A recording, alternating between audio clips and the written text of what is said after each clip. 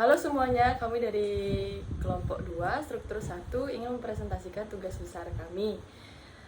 Perkenalkan, nama saya Michelle Devina, NIM 008 dengan teman saya Gede Gunadana 002, Iputu Eka Budiarta 019, Iwayan Egi Raditya 020, dan Messi Adinda Putri 024. Yang pertama adalah kajian literatur.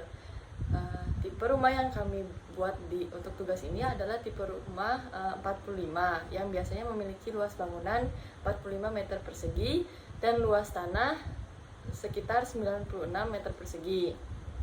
Maka dari itu kita sering mendengar tipe 4596. Rumah ini terdiri dari 2 kamar tidur, 1 kamar mandi, 1 ruang tamu, dan juga ruang tamu ini berfungsi sebagai ruang keluarga. Konsepnya untuk keluarga yang terdiri dari 3-4 anggota. Kemudian kelebihannya adalah rumah ini minimalis, pengerjaannya yang cepat dan murah. Tipe rumah biasanya diberikan sesuai dengan luas bangunan yang dibuatnya, tetapi tergantung juga dengan nama lain yang diberikan oleh developer. Selanjutnya ada analisis site. Kami memilih site di daerah Bali Selatan, yaitu di Jalan Dinginsari, Jimbaran, Kecamatan Kuta Selatan, Kabupaten Badung. Kemudian kita bisa melihat bahwa site adalah di huruf A. Kemudian di huruf B ada Akayana Village by Bali Villa RS. Kemudian di C ada Villa La Perla Bali. D adalah Garuda Wisnu Kencana, dan E adalah patung GWK itu sendiri. Kemudian lingkungan di sekitar site banyak dikelilingi oleh villa, dan kemudian rumah ini memiliki view GWK.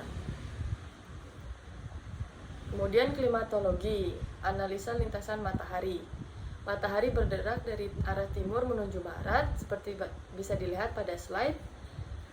Bergerak dari lahan kosong timur site ke bagian barat yang terdapat Garuda Wisnu Kencana. Terbit hingga tengah hari, matahari terbit dari arah timur yang merupakan lahan kosong, sehingga tidak ada yang menghalangi cahaya matahari untuk mencapai site yang kita pilih. Kemudian dari tengah hari hingga matahari tenggelam, matahari terbenam ke arah barat site yang merupakan view sunset dari site ini. Dari arah barat terdapat beberapa pohon yang tumbuh, tetapi sinar matahari masih dapat terlihat. Analisa lintasan angin. Angin paling sering bertiup dari timur selama sekitar 5 bulan, dari Maret hingga Agustus, dengan presentasi tertinggi 75% pada minggu pertama bulan Juni. Kemudian angin paling sering bertiup dari selatan selama 4 bulan, dari Agustus hingga Desember, dengan presentasi tertinggi 79% pada minggu pertama Oktober. Angin paling sering bertiup dari barat selama 2 bulan, dari Desember hingga pertengahan Maret, dengan presentasi tertinggi 55% pada tanggal 1 Januari. Bisa dilihat pada slide untuk lintasan angin dan juga lintasan matahari. Kemudian topografi dan geologi. Topografi. Kontur daripada site ini terbilang tidak terlalu terjal dan cukup landau, sehingga masih cocok untuk dijadikan rumah tinggal. Kemudian geologinya, jenis tanahnya adalah batu kapur atau dikenal juga dengan limestone. Jenis tanah ini adalah kuat dan dapat menahan beban, sehingga dengan menggunakan pondasi batu kali cukup untuk membangun rumah tinggal sederhana tipe 45. Jadi pondasi yang kita pakai di sini adalah pondasi menerus berdasarkan topografi dan juga geologi pada site ini. Selain itu, bangunan ini merupakan bangunan tipe 45 berlantai 1, jadi memiliki beban yang ringan sehingga cukup dengan pondasi batu kali. Struktur utama bangunan rumah tinggal untuk tanah yang keras. Selanjutnya akan dilanjutkan oleh teman saya, Messi. Selanjutnya program fungsi. Program fungsi untuk pelaku internalnya ada ayah, ibu, dan kedua anaknya. Sedangkan eksternalnya ada tamu. Untuk karakteristik pelaku, ayah, ibu, dan anak ini memberi karakteristik yang hampir sama seperti ramah, sabar, sopan, rapi.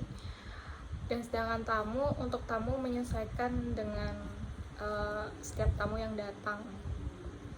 Kegiatan civitasnya, untuk aktivitas ayah itu dari bangun tidur, mandi, sarapan pagi, bekerja, pulang kerja, mandi, makan malam, dan tidur. Aktivitas ibu hampir sama, masak, mandi, sarapan pagi, mengurus anak, makan siang, kerja sampingan, bersih-bersih, masak, mandi, makan malam, dan tidur. Untuk aktivitas anaknya, bangun tidur, bersih-bersih, mandi, sarapan pagi, sekolah, pulang sekolah, makan siang, tidur siang, belajar, bermain, mandi, makan, dan tidur. Selanjutnya program ruang. Program ruang ini pertama ada ruang keluarga. Ruang keluarga untuk besaran setelah ditambahkan dengan besaran furniture totalnya 9,6 meter persegi. Kedua ada dapur dan ruang makan setelah ditambahkan besaran furniture totalnya 9,1 meter persegi. Kamar tidur utama setelah ditambahkan besaran furniture totalnya 8,2 meter persegi. Kamar tidur anak ditambah dengan besaran furniture totalnya 8,6 meter persegi. Kamar mandi utama totalnya 3,5 meter persegi. Dan kamar mandi anak setelah ditambahkan besaran furniture totalnya 3,2 meter persegi. Untuk total kebutuhan ruang yaitu 42,2 meter persegi. Selanjutnya bubble diagram. Untuk bubble diagram, keterangan bisa dilihat pada slide di sebelah kanan. Yang berwarna biru itu tanda dari area publik. Untuk area publik itu terdiri dari halaman, dapur, ruang makan, dan ruang keluarga. Yang warna hijau itu semi private, yaitu ada kamar mandi anak. Untuk area private-nya ada kamar tidur utama, kamar mandi utama, kamar tidur anak, dan servisnya itu ada parkir. Dan untuk hubungan kedekatan ruang dan hubungan ruang lebih jelas bisa dilihat pada keterangan pada slide. Selanjutnya organisasi ruang. Organisasi ruang itu bisa dilihat pada slide. Untuk keterangan berwarna biru itu ruang keluarga, dapur, dan ruang makan. Yang warna abu-abu itu sirkulasi utamanya. Yang warna orange itu ada kamar anak, dan warna kuning itu kamar utama, dan yang hitam itu kamar mandi. Selanjutnya ada sirkulasi ruang dan civitas. Bisa dilihat pada gambar. Untuk sirkulasi pada bangunan bisa di keterangan panah yang berwarna coklat itu sirkulasi penghuni rumah. Bisa dilihat untuk penghuni rumahnya bisa mengakses ke ruang keluarga, sirkulasi kamar anak, kamar utama, kamar mandi, bisa mengakses hampir semuanya. Dan untuk yang warna hijau itu sirkulasi tamunya. Selanjutnya denah rumah tinggal tipe 45. Bisa dilihat pada slide untuk detail denah bangunannya dan luasan bangunannya. Lebih detailnya bisa dilihat pada gambar. Presentasi selanjutnya akan dipresentasikan oleh teman saya, Eka. Oke, jadi saya akan melanjutkan presentasinya. Saya akan menjelaskan mengenai tema dan konsep dari rancangan rumah tipe 45 ini. Tema rancangan yang kita gunakan di sini adalah modern tropis dengan memanfaatkan potensi lingkungan sekitar dan pemanfaatan cahaya natural. Tema ini mengambil potensi bangunan dan lingkungan sekitar yang berada di daerah Bukit Jimbaran, yang notabene lingkungan sekitar ini bercuaca yang cukup panas dan kering. Penerapan material yang mampu mengurangi tingkat intensitas panas di dalam bangunan, serta pemanfaatan potensi tumbuhan dapat membantu mendukung suasana pada bangunan agar menjadi lebih baik. Kemudian penggunaan tema tropis pada bangunan ini sangat cocok dengan lingkungan sekitar. Dari mulai pencahayaan maupun penghawaan dapat dioptimalisasikan pada bangunan tropis ini. Bahan yang digunakan pun lebih mudah ditemukan karena berasal dari lingkungan sekitar site. Kemudian kayu dan juga white stone atau limestone Jimbaran itu digunakan pada bangunan ini karena merupakan material asli dari sekitar site. Untuk konsep perancangan itu menggunakan konsep kontemporer dengan memaksimalkan ruang, kemudian mengikuti perkembangan zaman, mengintegrasikan dengan lingkungan sekitar, dan juga kita mengutamakan kenyamanan bagi pengguna. Konsepnya itu dengan mengacu pada tema dan juga kebutuhan serta lingkungannya, kami mengambil konsep yang bisa dipakai, yaitu integrasi lingkungan dengan ruang, yang dimana integrasi ini dimaksudkan dapat terkoneksi antara ruang dan lingkungan. Kemudian kami akan melanjutkan ke gubahan massa. Dapat dilihat pada slide, diawali dari bentuk persegi panjang, kemudian kita membagi massanya menjadi dua, kemudian kita merotasi salah satu bagian massa itu agar membentuk sebuah bentuk yang tidak mainstream. Kemudian kami menambahkan elemen seperti pemotongan dan juga bentuk-bentuk yang lebih dinamis pada bagian atapnya, dan terbentuklah sebuah bangunan yang nantinya akan mampu menyesuaikan dengan lingkungan sekitar dan juga mampu menyesuaikan dengan perkembangan zaman. Kemudian saya akan lanjutkan ke konsep struktur untuk rumah tipe 45 ini. Untuk konsep struktur, yang pertama saya akan jelaskan mengenai modulnya. Konsep struktur pada bangunan ini menggunakan konsep struktur rangka yang menggunakan kolom dan balok. Dinding bangunan ini menggunakan bata merah. Kemudian pada bagian substruktur atau struktur bagian bawah menggunakan pondasi batu kali dan juga slab beton sesuai dengan kondisi site yang yang memiliki tanah yang cukup keras. Kemudian pada superstruktur kami menggunakan kolom beton dan juga balok beton sebagai elemen strukturnya. Kemudian pada upper struktur kami menggunakan jenis struktur kayu untuk menambah kreasi dari struktur pada bangunan ini. Kemudian dapat dilihat beberapa komponen struktur utama pada bangunan rumah tinggal yang biasanya itu terdiri dari pondasi, balok pengikat atau slab, kemudian kolom, balok atau ring balok, dan juga struktur atap. Kemudian untuk konsep strukturnya, modul struktur pada bangunan ini dapat dilihat pada slide atau gambar denah pondasi, kolom, dan juga slabnya. Itu pada desain ini menggunakan kolom beton dengan bentang yang tidak melebihi 3 meter. Namun terdapat salah satu bentang yang cukup lebar di bagian depannya living dengan bentang 4,3 meter. Namun setelah kami cek itu masih cukup wajar untuk bentang 4,3 meter dengan menggunakan kolom berukuran 15 x 15 cm. Jadi dapat dilihat pada slide itu sebagian besar menggunakan modul struktur 3 x 3 meter. Kemudian untuk konsep struktur selanjutnya mengenai substruktur dan lain-lainnya akan dilanjutkan oleh teman saya.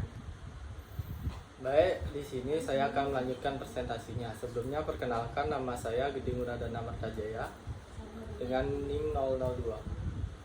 Nah, untuk selanjutnya di sini kami sudah membuat maket, bisa dilihat, dan selanjutnya pembahasan mengenai konsep struktur. Yang pertama ada paling bawah itu ada substruktur. Dimulai dari pondasi. Pondasi di sini menggunakan pondasi batu kali.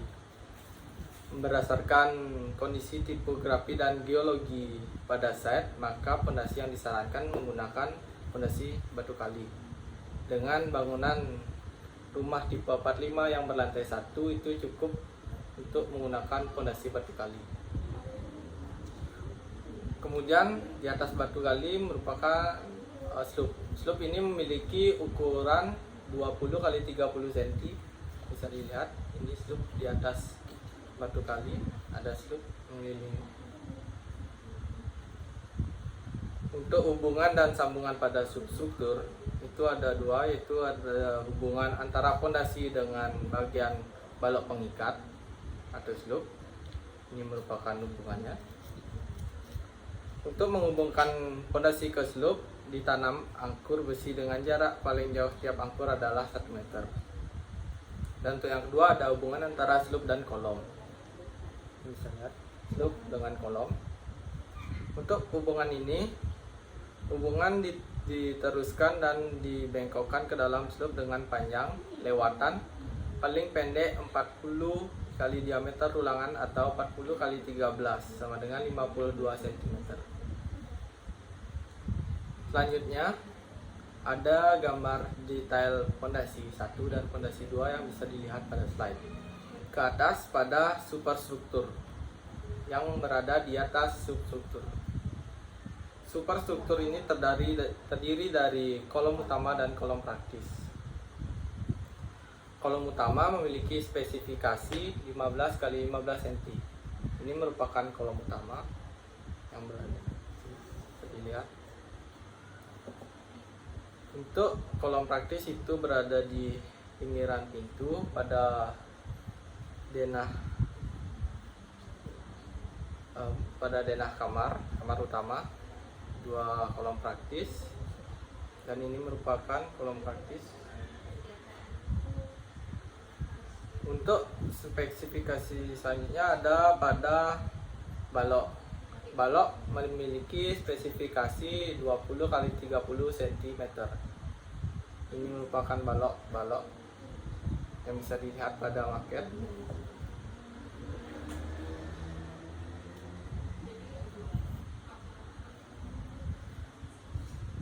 Untuk hubungan dan sambungan pada substruktur ada 2, itu antara hubungan kolom dengan dinding dan hubungan kolom dengan balok.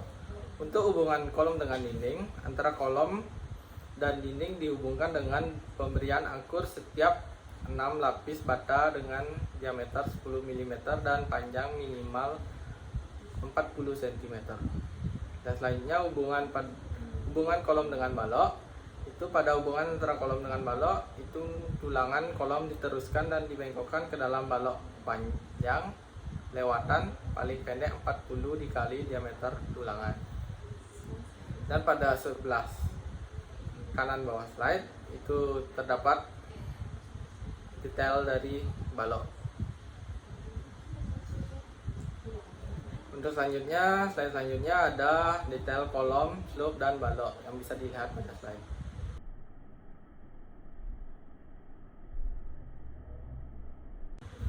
Untuk konsep selanjutnya pada superstruktur akan dilanjutkan oleh teman saya. Waktu dan tempat dipersilakan. Terima kasih.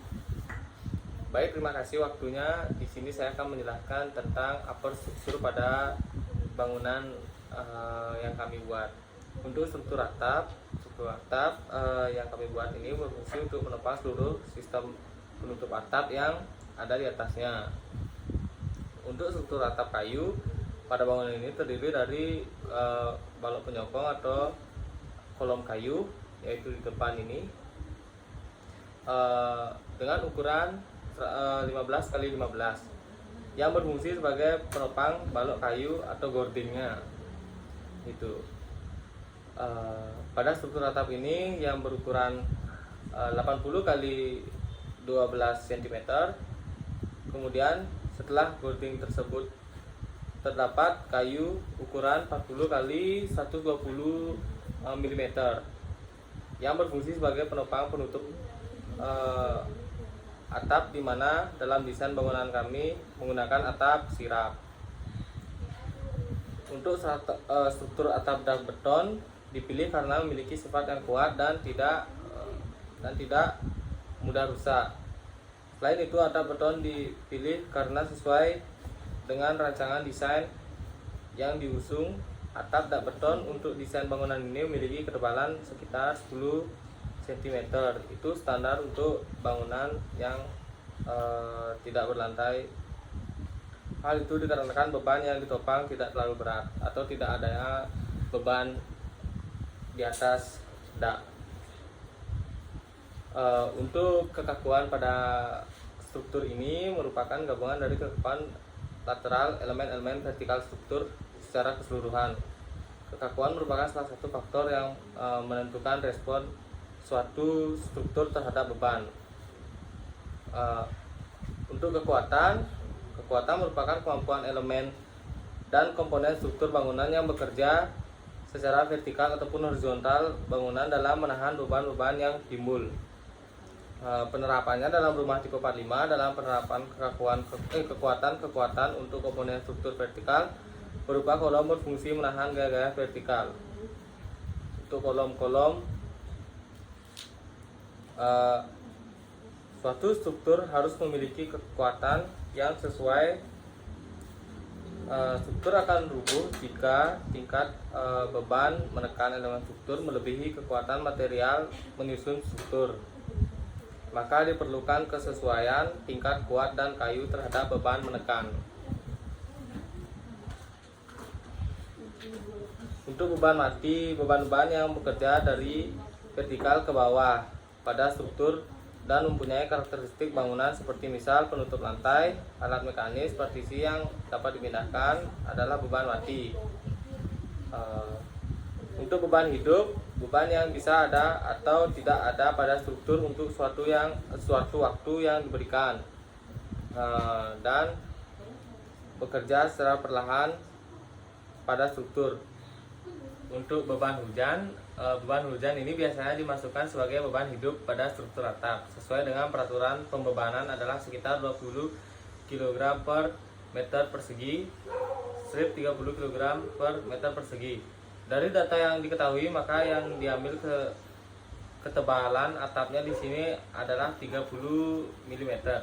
Dengan curah hujan yang ada di Indonesia rata-rata 20 kg per meter kubik persegi sampai 30 kg per meter persegi. Maka kami membuat kemiringan atap 10 derajat. Untuk mengantisipasi hal tersebut, penahanan beban air hujan tersebut disalurkan dalam bentuk 5 kolom kayu ukuran 15 x 15 pada atap bagian depan yang akan disalurkan ke ring balok dengan ukuran 15 x 20 dengan sambungan angkur. Selanjutnya beban akan ditahan oleh ring balok yang akan disalurkan ke substrukturnya, yaitu pondasinya batu kali pada bangunan ini, sehingga penahanan beban air hujan dapat diantisipasi dengan baik. Tambahan topian pada bangunan sehingga permasalahan air hujan atau tampias dapat teratasi dan sekaligus menambah unsur estetika pada bangunan yang kami buat. Selanjutnya dilanjutkan dengan teman saya menjelaskan tentang konsep struktur yaitu beban angin. Beban angin ini merupakan terdiri dari dua jenis, yaitu ada angin tekan dan angin hisap, di mana bebannya ini arahnya tegak lurus di bidang atap, tekanannya 90 derajat mengikuti bidang atap. Karena site yang dipilih masih dalam radius 5 km dari tepi pantai, maka besar beban angin berdasarkan SNI itu adalah 40 kg per meter persegi. Untuk mengatasi hal tersebut, angin yang merupakan beban hidup khususnya pada upper struktur yaitu atap akan memperkokoh oleh sambungan-sambungan pada atap. Jika dilihat dari bagian kolom kayu pada atap dan ring balok yang menggunakan angkur baja. Jadi pada kolom balok dan ring balok ini kolom pada penumpang kayu dan ring balok itu menggunakan sambungan angkur.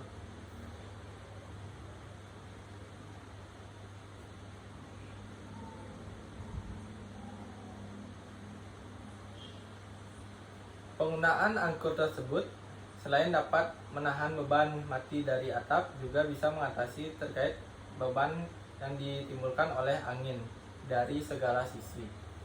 Jadi sambungan tersebut bisa menahan bebannya atap dan beban dari angin dari segala arah.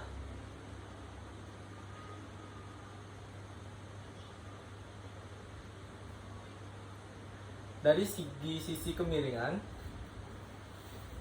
atap pada bangunan ini sebesar 10 derajat. Jadi kemiringan atap 10 derajat ini akan mempengaruhi dari tekanan angin.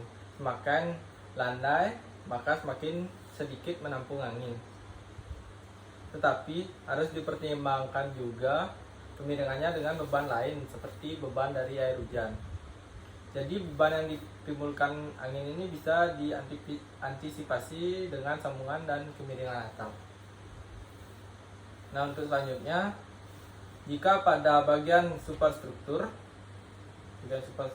pada dinding dan pada kolom-kolom, itu beban angin akan ditahan oleh ring balok yang berukuran 15/20 yang terhubung dengan kolom struktur dengan ukuran 15/15, dan akan disalurkan bebannya ke pondasi.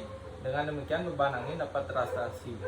Nah, bisa dilihat pada slide yang gambar di atas merupakan beban angin yang ditahan oleh atap.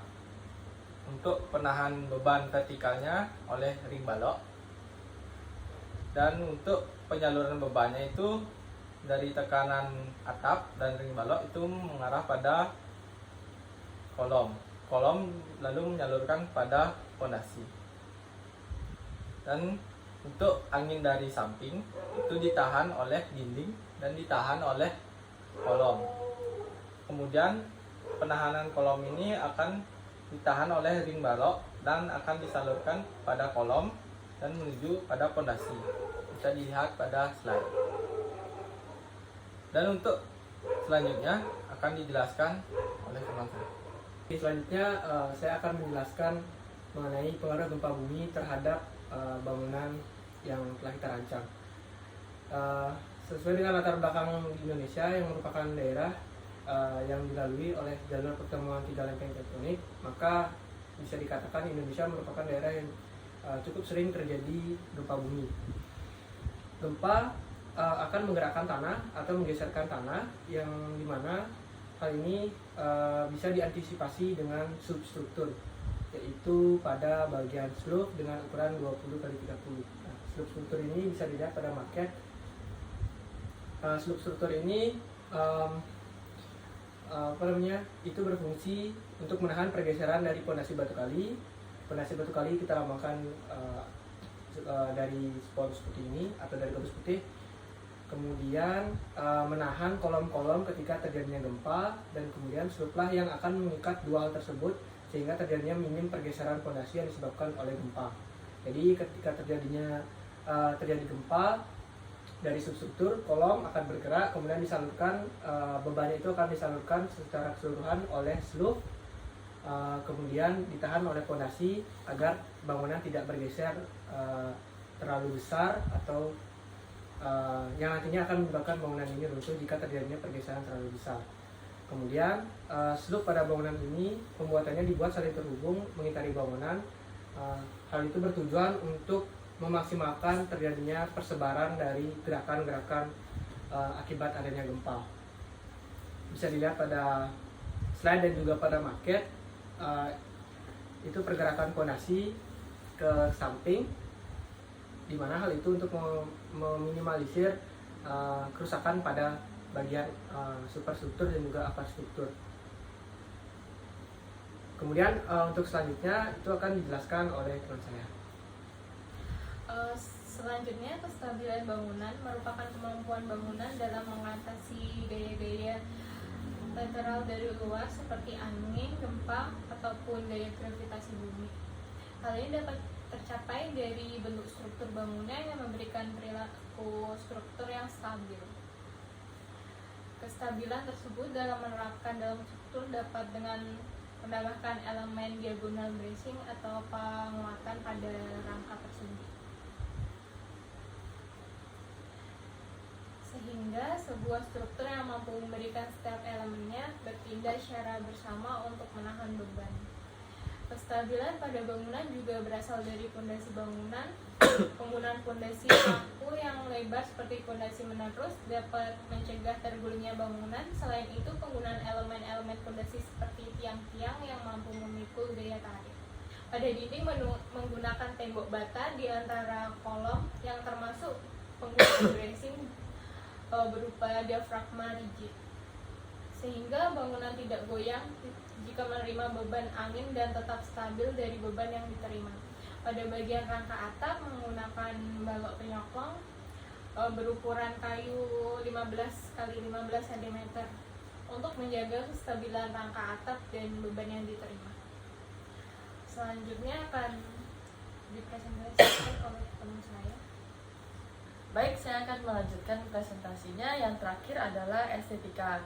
Untuk estetika, bagian dari fasad rumah ini adalah di sini akan ditutupi oleh batu karang dan juga finishing dinding kayu di sebelah sini. Kemudian ada pintu masuk di bagian tengahnya yang akan menuju ke area kamar, living room, dan dapur. Kemudian estetika struktur yang paling terlihat adalah upper strukturnya, yaitu struktur atap, di mana akan terlihat struktur kayunya expose dan untuk menambah estetika bangunan. Kemudian jika dilihat dari taman yang ada di dalam area bangunan ini yang terdapat di bagian ini, maka kolom-kolom beton di sini akan dilapisi oleh kayu dan tidak menggunakan cat agar menambahkan estetika pada bangunan ini. Bisa dilihat pada slide 3D rendering tampak ke depan dan juga tampak dari taman yang melihat ke arah bangunan. Ini adalah gambar perancangan, bisa dilihat tampak depan, kemudian ada tampak dari dalam ke arah bangunan, kemudian interior dari yang memperlihatkan living dan juga dapur. Kemudian ini adalah interior dari dapur, memperlihatkan living dan sisa dari bangunannya. Ini adalah kamar tidur dari anaknya, bisa dilihat ada meja belajar. Kemudian ini adalah lorong view dari pintu utama. Kemudian ini adalah master bedroom untuk orang tua.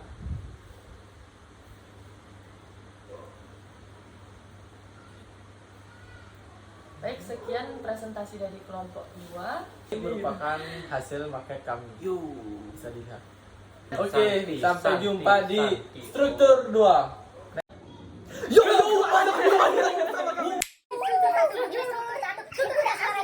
Cakep. Beli buah di pasar Semarang. Babi. Ternyata gurunya lebih keren. Halo?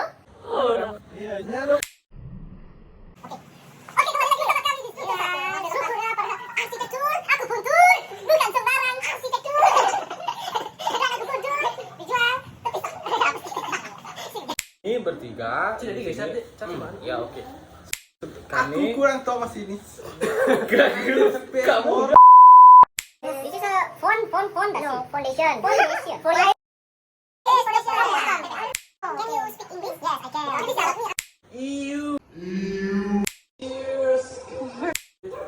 Mbak narsis ini. edit ya. Mas di sini. Di mana bebannya ini arahnya tegas lurus, ada bidang atap, tekanannya 90 derajat mengikuti. Dengarkanlah. Mau tinggal jangan unde. Ya Allah, aku pasrahkan diriku sepenuhnya pada saat ini kepada penguasa langit dan bumi. Kalau aku ikhlas, ya Allah, aku ikhlas.